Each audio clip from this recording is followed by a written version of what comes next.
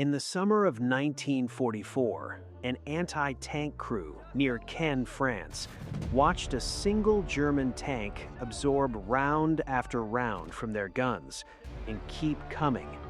The shells weren't penetrating, they were ricocheting. One crew member later described the experience as shooting rocks at a moving building. The tank that produced this effect was the King Tiger, the Panzerkampfwagen Tiger Aus B, and it weighed 69 tons, carried armor thick enough at the front to stop virtually anything the Allies could fire at it in 1944, and mounted an 88mm gun that could destroy any Allied tank it could see. It was, by almost any technical measure, the most powerful production tank fielded by any nation during the Second World War. Germany built 489 of them. By the time the war ended, more King Tigers had been destroyed by their own crews than by enemy fire. That gap between what the tank was capable of and what actually happened to it in the field is the real story of the King Tiger. And it's a story about what happens when engineers optimize for power in isolation from everything else that makes a weapon actually work. The tank's origins trace back to 1937, when the German firm Henschel began drafting concepts for a next-generation heavy tank to eventually replace the Tiger I. The design that emerged from this process, finalized in late 1943, was built around one single overwhelming priority: make it impossible to kill. The frontal hull armor reached 150 millimeters, steeply angled to maximize deflection. The turret front was 180 millimeters.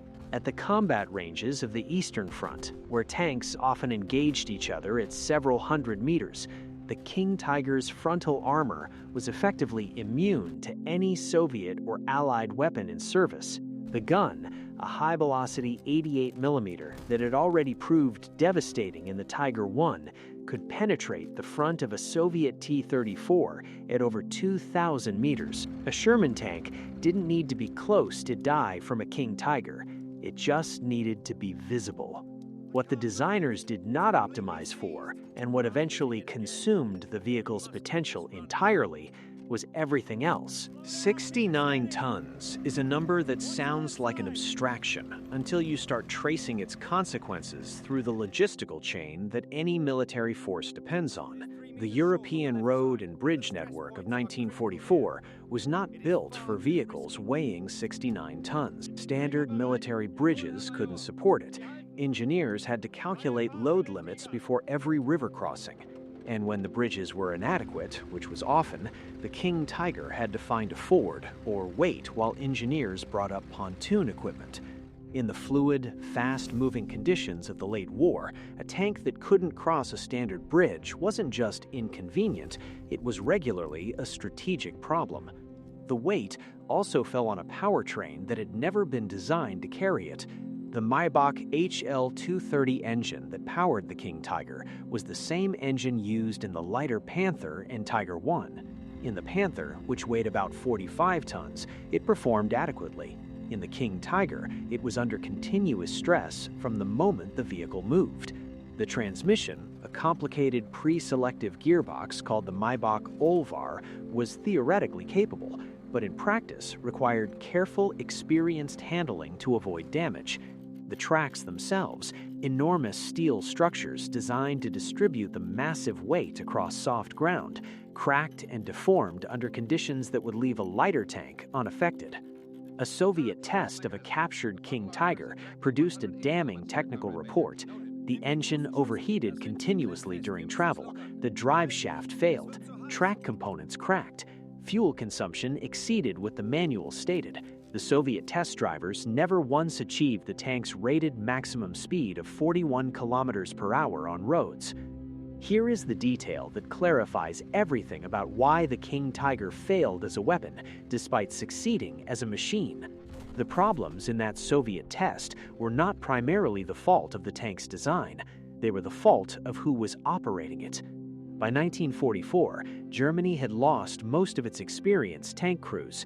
The men who had driven Tigers and Panthers in the early years of the war, the crews that understood how to manage an overstressed transmission, how to avoid the throttle inputs that caused overheating, how to read terrain for the routes that wouldn't crack the tracks.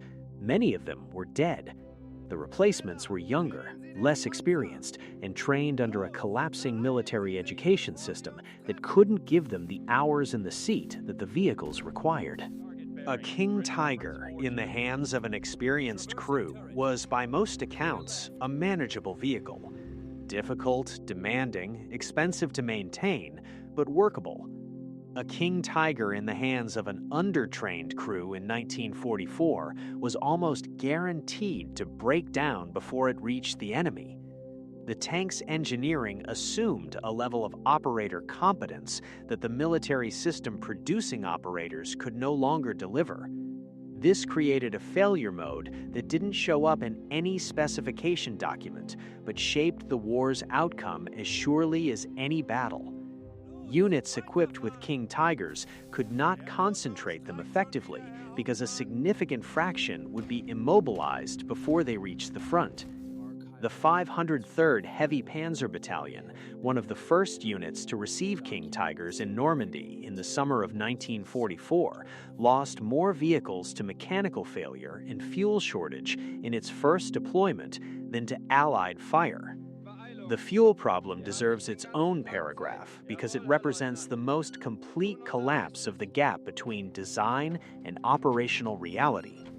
The King Tiger consumed approximately 500 liters of fuel per 100 kilometers on roads and substantially more across country. Germany in 1944 was running out of fuel at a national level. Synthetic fuel production was being systematically destroyed by Allied bombing. Real petroleum imports had slowed to a fraction of wartime requirements. A weapon that consumed fuel at this rate in a military that was beginning to park aircraft on airfields because there was nothing to fly them with was not a strategic asset, it was a strategic liability. The most operationally honest moment in the King Tiger's history may be the final accounting from the Battle of the Bulge, December 1944. Germany launched its last major offensive in the West with King Tigers as part of the Armored Spearhead. The tanks performed exactly as their specifications predicted in individual engagements. Allied vehicles that encountered them generally could not penetrate their frontal armor, and the 88mm gun destroyed whatever it targeted. But the offensive slowed and eventually stopped, not because Allied anti-tank weapons stopped the tanks. It stopped because the tanks ran out of fuel on narrow, icy roads and couldn't be recovered. Some were simply driven to the roadside and abandoned. Others were blown up by their own crews to prevent capture. By May 1, 1945, 2 operational King Tigers remained out of the 489 produced. The lesson the King Tiger teaches isn't really about tanks. It's about the difference between engineering a system that works in isolation and engineering a system that works in the world. The armor specifications were met. The gun specifications were met. The tank accomplished exactly what its designers had optimized it to do, which was to be nearly impossible to kill in direct engagement. What the designers hadn't optimized for was production volume, fuel consumption, driver training requirements, bridge load limits, parts availability, and the ability to recover and repair the vehicle when something broke. Each of these omissions was a choice, implicit or explicit, made during the design process, and each of them shaped what the tank actually did in service. The Allies understood this differently. The Sherman tank that American forces used throughout the war was vastly inferior to the King Tiger in armor and firepower. It could be penetrated by German guns at ranges where Allied guns couldn't touch a King Tiger. Allied crews knew this and hated it. What the Sherman had was a gasoline engine that mechanics with basic training could repair, a weight that standard bridges could support, production numbers that let the military field them in the thousands rather than the hundreds, and fuel consumption that a functional logistical system could sustain. When a Sherman broke down, another one was usually available. When a king tiger broke down, it was often gone. By the end of 1944, Allied forces were destroying more king tigers by waiting for them to run out of fuel than by shooting at them. That's not a tactical achievement, it's the logical outcome of a weapon optimized for combat performance at the expense of operational reality. The King Tiger was the most powerful tank in the world. For about 6 months, in the hands of people who knew how to use it, supported by the logistics that it required, it was genuinely formidable. But by the time it arrived in meaningful numbers, Germany had none of those things left. And a weapon that requires perfect conditions to function is a weapon that doesn't actually work. The tank that Allied crews called nearly unkillable was in end killed mostly by the army that built it, abandoned, blown up, or simply left on the side of a Belgian road when the last of its fuel ran out.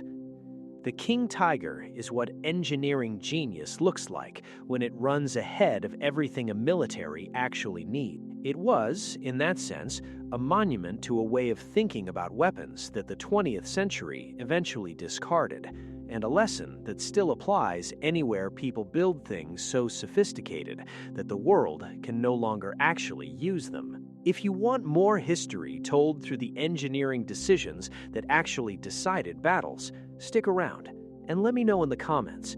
Knowing everything about how the King Tiger actually performed in the field, do you think Germany would have been better served building 3 times as many Panthers instead?